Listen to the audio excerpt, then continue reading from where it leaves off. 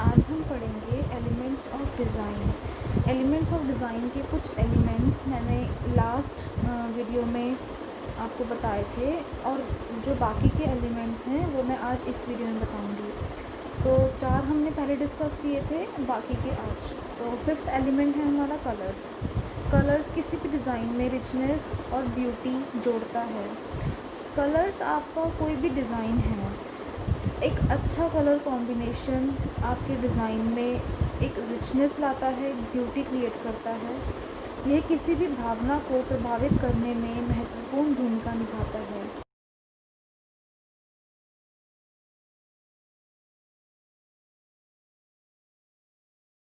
तो ज़्यादातर red colour डालोगे, आप कूल माइंड हो तो आप ब्लू के शेड्स यूज़ करोगे, तो आपकी वो इमोशंस को भी कलर्स के थ्रू आप अपने डिज़ाइन में दिखा सकते हो। अच्छी रंग की योजना का पालन किया जाना चाहिए। आपके डिज़ाइन में आपको अच्छे कलर कॉम्बिनेशन यूज़ करने चाहिए। आपके डिज़ाइन आपके कलर्स पे बहुत डिपेंड करते हैं कि आप किस तरह का कलर चूज़ कर रहे हो अपने डिज़ाइन में। आपको टी शर्ट डिज़ाइन करनी है, आपको उसके अकॉर्डिंग कलर चूज़ करने चाहिए। ट्यूनिक डिज़ाइन करना है, उसके अकॉर्डिंग कलर चूज़ करना है। तो कलर बहुत मैटर करते हैं आपके डिज़ाइन में। तो कलर्स, पहला हमारा इसका पार्ट है ह्यू। यह किसी वस्तु का एक्चुअल कलर है। कोई भी एक्चुअल कलर को आप ह्यू कहते हो। जैसे अगर आपका ऑरेंज कलर है तो ऑरेंज के कोई लाइट एंड डार्क नहीं, एक्चुअल ऑरेंज कलर आपका ह्यू कहलाता है। यह लाल, पीला, हरा, नीला जैसे रंगों को दिया गया नाम है। जैसे रेड कलर आपका जो एक्चुअल कलर है वो आपका ह्यू होगा। पीला एक्चुअल येलो कलर आपका ह्यू कहलाएगा। कोई उसके लाइट और कोई डार्क नहीं, एक्चुअल येलो कलर आपका ह्यू कहलाएगा। ह्यू वह शब्द है जिसे रंगों द्वारा प्रतिस्थापित नहीं किया जा सकता। ह्यू वह शब्द है जो रंगों के केवल एक डायमेंशन को रेफ़र करता है। ह्यू कलर्स की सिर्फ़ और सिर्फ एक डायमेंशन को रेफ़र करता है। जैसे कि मैंने बताया, ऑरेंज की कोई लाइटर नहीं, कोई डार्कर नहीं, एक्चुअल ऑरेंज कलर, उस एक्चुअल डायमेंशन जो ऑरेंज कलर की है उसको हम ह्यू कहते हैं। डिज़ाइन में कलर्स का यूज़ करते समय कल्चरल डिफरेंसेस भी होते हैं जिन्हें आपको ध्यान में रखना चाहिए।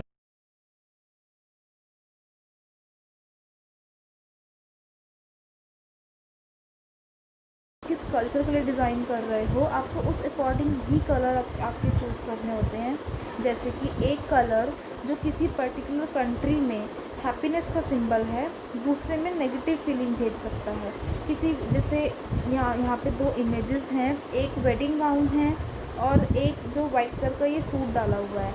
वेस्टर्न कंट्रीज़ में आपका वेडिंग गाउन होता है वाइट कलर, पर इंडिया में जनरली वाइट जो आप डालते हो वो जब किसी की डेथ हो जाती है तो सेलिब्रिटीज़ या डालते हैं लोग उसको, वाइट कलर को।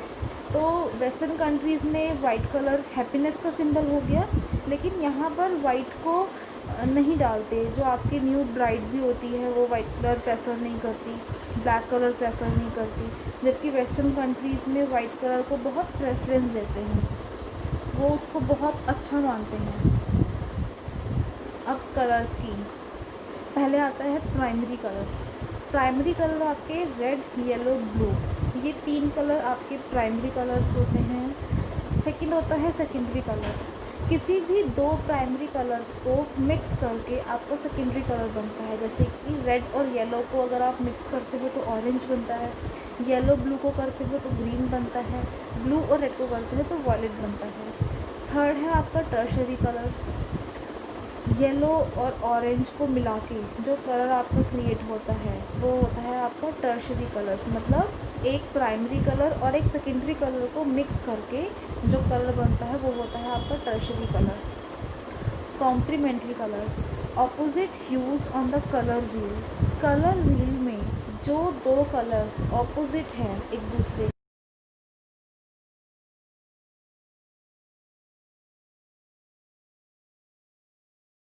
one color with the 2 colors on the either side of his complement।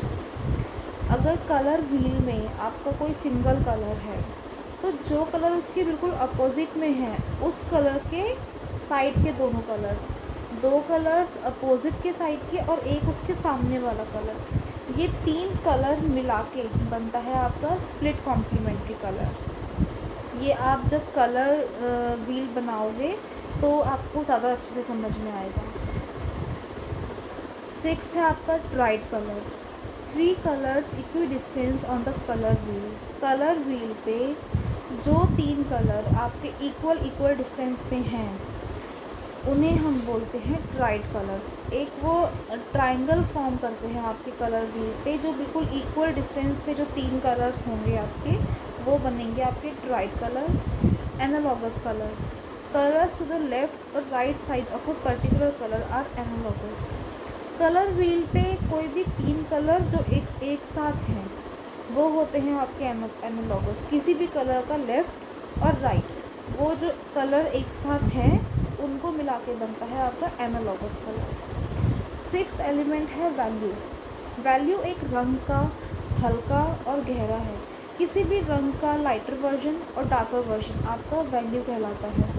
इस प्रकार की स्कीम्स में विभिन्न डार्कर शेड्स, ग्रेयर टोन्स और पेल टिंट्स को पैलेट में शामिल किया जा सकता है। किसी भी कलर की वैल्यू स्कीम में आप किसी भी कलर के डार्कर शेड्स को इंक्लूड कर सकते हो, उनकी ग्रे टोन्स को इंक्लूड कर सकते हो और उनके पेलर टिंट्स को इंक्लूड कर सकते हो। इसके अलावा एक कलर को अक्सर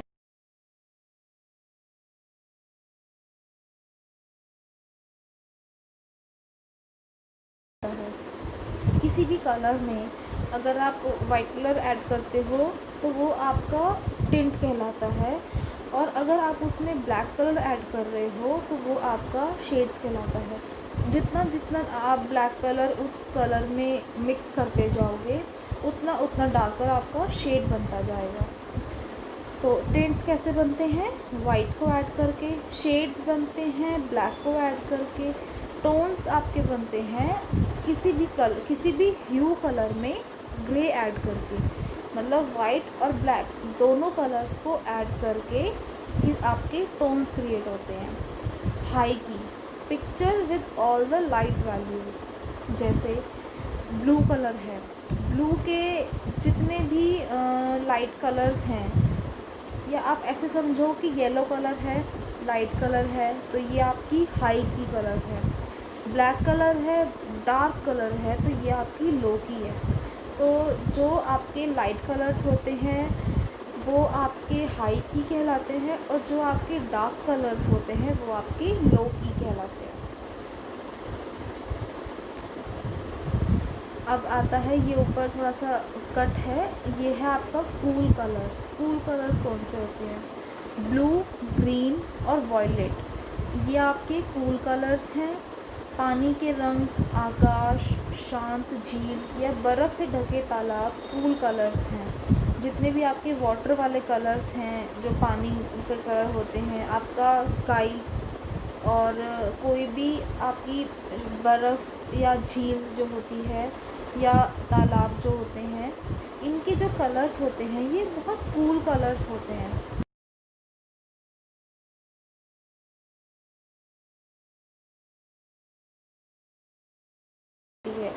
एग्ज़ाम्पल, आपने आपके बेड पे कोई बहुत लाइट कलर की बेडशीट अगर बिछी हुई है तो रूम में एंटर करते ही आपको एक शांति मिलती है अपने रूम को देख के, एक क्वाइटनेस आप फील करते हो।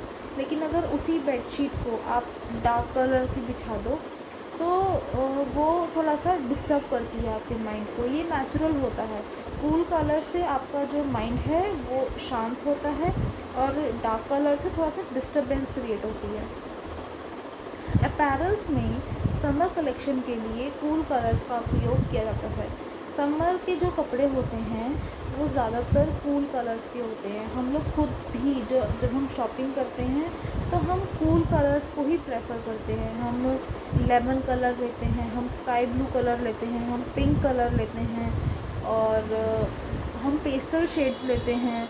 तो इस तरह के कलर्स जो कूल कलर्स में होते हैं, समर कलेक्शन में हम खुद भी वही परचेज़ करते हैं और डिज़ाइनर्स भी समर कलेक्शन में इस तरह के कलर्स ही अपने डिज़ाइन में यूज़ करता है। अब आता है आपका वार्म कलर्स।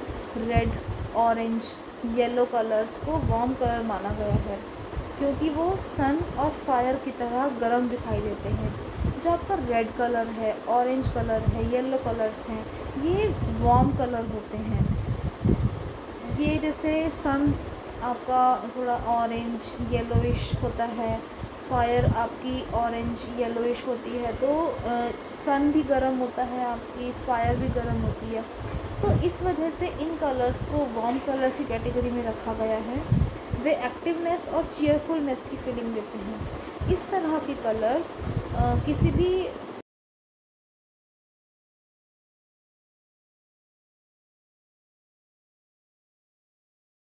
हैं वो रेड, महरून या मतलब डार्क कलर्स के होते हैं। तो क्योंकि स्पोर्ट्स अपने आप में एक एक्टिव जो है एक स्पोर्ट है, तो उसमें मतलब पर्सन आपका एक्टिव होना चाहिए। तो ऐसे कलर्स उसमें जनरली यूज़ करते हैं क्योंकि वो एक्टिवनेस को या चीयरफुलनेस की फीलिंग देते हैं। अपैरल में इन कलर्स का उपयोग विंटर कलेक्शन के लिए किया जाता है। इन वाले कलर्स को हम अपने विंटर कलेक्शंस में यूज़ करते हैं। आप jackets red colour, maroon colour, इनको आप प्रेफर करते हो। ऑरेंज कलर की जैकेट्स लोग लेते हैं क्योंकि ये वार्म कलर होते हैं। इनको देख के थोड़ी सी एक बॉडी में गर्मी पैदा होती है। एडवांस देखने के लिए वे बॉडी को लार्ज दिखाते हैं और इन कलर्स से आपकी जो बॉडी है वो भी थोड़ी सी लार्ज दिखाई देती है, थोड़ी सी बड़ी दिखाई देती है। नेक्स्ट आता है आपका फॉर्म। यह एक 3 डायमेंशनल ऑब्जेक्ट है जिसमें हाइट के साथ डेप्थ और कंटोर को लाइट एंड डार्क द्वारा परिभाषित है।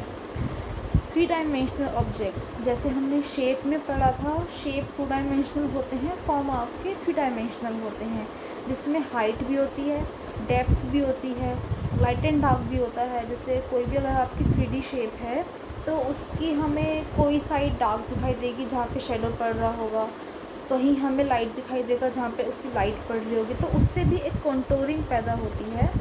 तो वो लाइट एंड डार्क का शेप क्रिएट होता है किसी भी फॉर्म में। 2 प्रकार के फॉर्म हैं, ज्योमेट्रिक यानी मैन मेड और नेचुरल यानी प्राकृतिक। कुछ शेप्स आपकी मैन मेड होती हैं, ज्योमेट्रिक शेप्स आपकी मैन मेड होती हैं और कुछ शेप्स आपकी नेचर में होती हैं।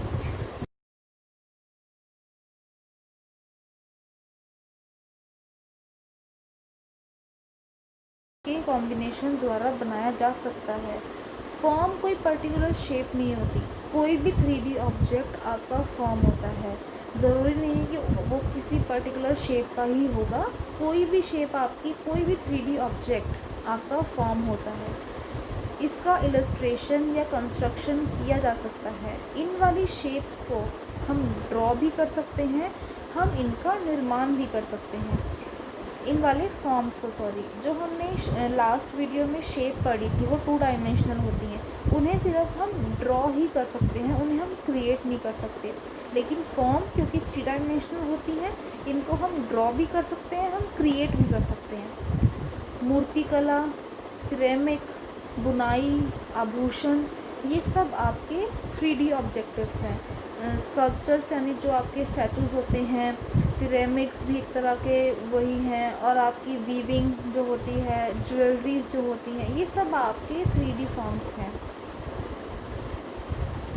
ये 2 एग्ज़ाम्पल हैं। जैसे जो ये वाइट वाली जो फॉर्म है, इसमें कुछ भी शेप नहीं है, कुछ भी ड्रॉ किया हुआ है, और वो लेकिन उसमें कंटोरिंग दिखाई हुई है। कहीं पे लाइट शेड है जहाँ लाइट पड़ रही है, जहाँ पे शेडो क्रिएट हो रही है वहाँ डार्क शेड्स हैं। इससे आपकी 3D ऑब्जेक्ट का पता चलता है। लाइट और डार्क के शेड्स अगर आप डालते हो किसी भी फॉर्म पे, किसी भी इमेज में, किसी भी अपनी ड्राइंग में, उससे उस ऑब्जेक्ट की 3D लुक का पता लगता है। इन चीज़ों को हम अपनी जो इलस्ट्रेशंस ड्रॉ करेंगे डिज़ाइंस की, उसमें भी यूज़ करेंगे। और जो सेकंड ऑब्जेक्ट है, इसमें बेसिक जो आपकी 3D शेप्स होती हैं जो हम बचपन से पढ़ते आ रहे हैं, क्यूब और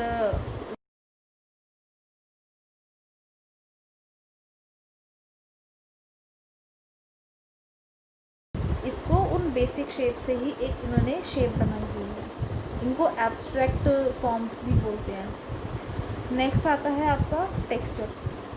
टेक्सचर एक सरफेस की नेचर का वर्णन करती है। कोई भी कहीं भी आप टच करते हो, किसी भी सरफेस पे आप टच करते हो तो आपको कैसा फील हो रहा है, उसको हम टेक्सचर कहते हैं। फैशन डिज़ाइनिंग टेक्सचर में गारमेंट्स पर इस्तेमाल होने वाले फैब्रिक्स और ट्रिमिंग्स की सरफेस की नेचर को संदर्भित करता है। फैशन डिज़ाइनिंग में हम जो भी फैब्रिक्स यूज़ करते हैं उसका फ़ील कैसा है, हाथ लगाने में वो रफ़ है या स्मूथ है, या कुछ वो टेक्सचर जैसा लग रहा है आपको। जैसे जो सेल्फ़ के आपके फैब्रिक्स होते हैं उसमें अगर आप हाथ लगाते हो तो कुछ टेक्सचर ऐसा फ़ील होता है। हम टेक्सचर्स की टर्म फैशन डिज़ाइनिंग में फैब्रिक्स के ऊपर यूज़ करते हैं। ट्रिमिंग्स आपकी होती हैं जो आप अलग से उनमें यूज़ करते हो, फैब्रिक से अलग जो चीज़ें आप गारमेंट में यूज़ करते हो, जैसे कि आपके बकल्स होते हैं और आपके जो होल्स होते हैं, मतलब जो एक लगाते हैं ना सर्कल सा, जिसमें आपके आप जो स्ट्रिंग्स होती हैं वो डाल सकते हो, वो सब आपके जो है ट्रिमिंग्स में आते हैं। यह इम्पॉर्टेंट है क्योंकि कस्टमर्स पहले किसी गारमेंट के कलर से आकर्षित होते हैं, फिर ऑटोमेटिकली ये निर्धारित करने के लिए पहुंचते हैं कि क्या उन्हें फैब्रिक का फ़ील पसंद है। टेक्सचर बहुत इम्पॉर्टेंट है किसी भी गारमेंट में, क्योंकि जब हम कभी भी कोई भी जब ख़रीदते हैं कपड़ा, तो सबसे पहले वो कैसा दिख रहा है, उसका लुक कैसा है, हम उससे अट्रैक्ट होते हैं। लेकिन दूसरी चीज़, लुक के बाद जो आपकी सेकंड मोस्ट इम्पॉर्टेंट चीज़ है वो ये है कि उसको टच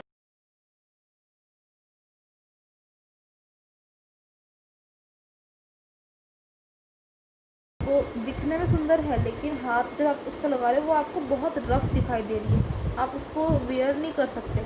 हर कोई रफ़ कपड़े को वेयर नहीं कर सकता, हर किसी की स्किन उतनी अच्छी नहीं होती, किसी किसी की स्किन बहुत सेंसिटिव भी होती है, तो वो बहुत सॉफ्ट कपड़ा चाहते हैं अपनी बॉडी के लिए। तो सेकंड जो आपकी मोस्ट इम्पॉर्टेंट चीज़ है वो टेक्सचर है, वो फ़ील है कि वो फैब्रिक आपको कैसा फ़ील हो रहा है हाथ लगाने से। तो अब आता है आपका विजुअल।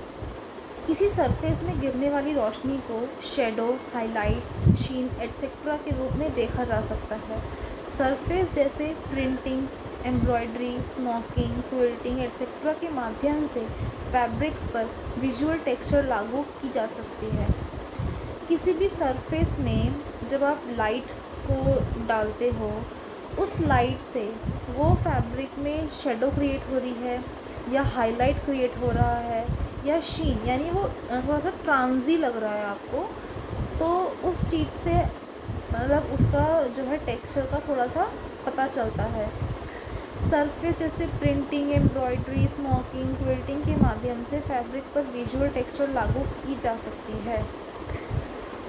किसी भी सरफेस पे आप कुछ प्रिंट कर सकते हो, कुछ एम्ब्रॉयडरी कर सकते हो, एक स्मोकिंग भी होता है, उनको हम फैब्रिक पे करते हैं, हम देखेंगे उसको भी आगे। क्विल्टिंग कर सकते हो, उन चीज़ों से आप विजुअल टेक्सचर क्रिएट कर सकते हो। मतलब अगर कोई फैब्रिक आपका टेक्सचर वाला नहीं भी है तो भी इन चीज़ों को अलग से फैब्रिक पर करके आप एक टेक्सचर क्रिएट कर सकते हो किसी भी फैब्रिक में।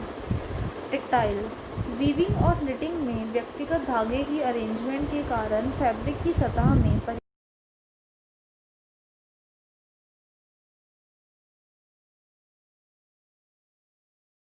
के दो डायरेक्शन से धागे यूज़ हम करते हैं, ऑफ ग्रेन और ऑन ग्रेन, यानी आपका हॉरिजॉन्टल और वर्टिकल, इन दो जगह से हम धागे को यूज़ करते हैं। उनकी वीविंग कैसी है, उस चीज़ से भी किसी भी फैब्रिक में टेक्सचर क्रिएट किया जा सकता है, क्योंकि उनकी जो वीविंग होती है, उस वीविंग से आपका जो कपड़ा है वो स्किन पे आपको कैसा लग रहा है, कैसा उसका फ़ील है, वो चीज़ बहुत मैटर करती है वीविंग की वजह से। हैंड से तात्पर्य फैब्रिक के फ़ील, उसकी सॉफ्टनेस और स्टिफनेस है। अगर किसी फैब्रिक को जब हम फ़ील करते हैं वो सॉफ्ट है या वो स्टिफ है, कठोर है, उसको हम हैंड बोलते हैं। मतलब उस फ़ील करने की जो आपकी प्रोसेस है उसको हम हैंड बोलते हैं। ऑडिबल फैब्रिक की सरफेस द्वारा एक दूसरे के ऊपर रगड़कर बनाए गए फ्रिक्शंस को सुन सकते हैं। सिल्क का क्रिस्प रसल स्क्रू के रूप में जाना जाता है।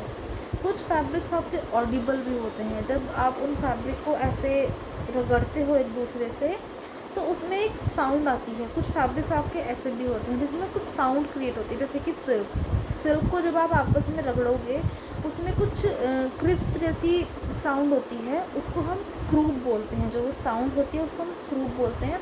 तो आपके इस तरह के फैब्रिक्स भी होते हैं जिसमें आपको रगड़ने पर कोई साउंड क्रिएट होती है, तो वो भी आपका एक तरह का टेक्सचर ही है। Rough, matte, these textures are spotty, casual and comforting. कुछ फैब्रिक्स आपके रफ़ होते हैं और मैट होते हैं। इस तरह के फैब्रिक्स आपके जो स्पोर्ट्स वाले गारमेंट्स होते हैं या जो आपके कैजुअल गारमेंट्स होते हैं और कम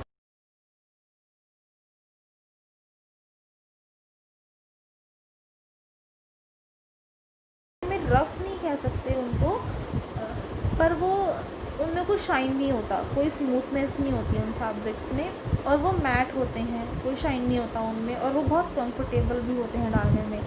इस तरह का टेक्सचर भी हम क्रिएट कर सकते हैं। कुछ होते हैं आपके रफ़ और ग्लॉसी, जो हाथ लगाने में रफ़ भी होते हैं लेकिन फिर भी उसमें शाइन होता है।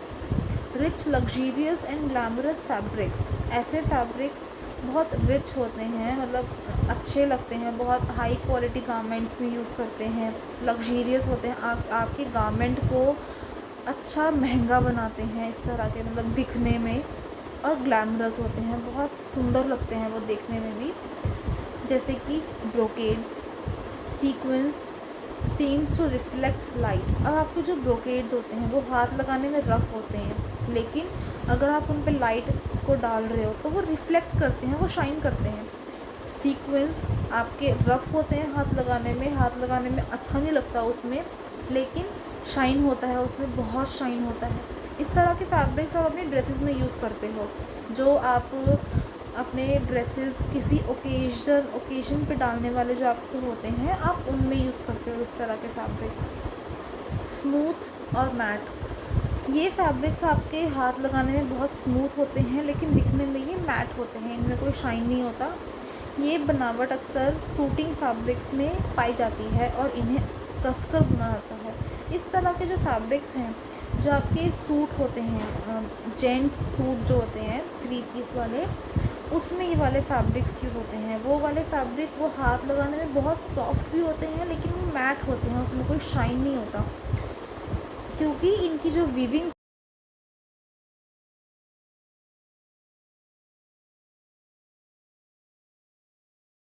भी होते हैं और मैट भी होते हैं। नेक्स्ट आता है आपका स्मूथ और glossy.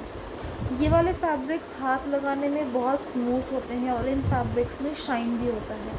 This textures are associated with young, fancy, slinky evening wear. जो आपके इवनिंग वेयर्स होते हैं, जो यंग, मतलब दिखने में सोबर भी होते हैं लेकिन वो ड्रेस होती है आपकी, इवनिंग वेयर्स होते हैं। इस तरह के गारमेंट्स जनरली अपने वेस्टर्न जो पार्टीज़ होती हैं उसमें देखे होंगे, या जो डीजे पार्टीज़ होती हैं उसमें ऐसे गारमेंट्स चलते हैं। तो ये फैब्रिक्स स्मूथ भी होते हैं और ग्लॉसी भी होते हैं, जैसे कि टाफ्टा सिल्क, साटिन। साटिन, अगर टाफ्टा सिल्क अगर आपने नहीं भी देखी, साटिन आपने देखा होगा, साटिन हाथ लगाने में बहुत सॉफ्ट भी होता है और साटिन में शाइन भी होता है। नेक्स्ट आता है आपका एलिमेंट मूवमेंट को स्टैटिक के रूप में क्लासिफाई किया जा सकता है, दैट इज़ आई का मूवमेंट जो इमेज के सेपरेट कंपोनेंट्स के बीच कूदता है और सिमिलैरिटी से अट्रैक्ट होता है और संबंधित शेप या कलर के साथ शेप में बदलता रहता है। मूवमेंट होता है आपका कि किसी भी डिज़ाइन में अगर आपका कोई प्रिंट है, उस प्रिंट में आपकी आइज़ का जो मूवमेंट है वो किस तरह से क्रिएट हो रहा है। जैसे कि एग्ज़ाम्पल, कोई आपकी पोल्का डॉट की ड्रेस है, उसमें डॉट्स भरे हुए हैं, तो आपकी आई सबसे पहले एक डॉट पे गई, फिर किसी दूसरे डॉट पे गई, फिर थर्ड डॉट पे गई, फिर फोर्थ पे गई, तो इस तरह से कोई शेप क्रिएट हो गई। आपकी आई का जो मूवमेंट हुआ, कोई भी शेप,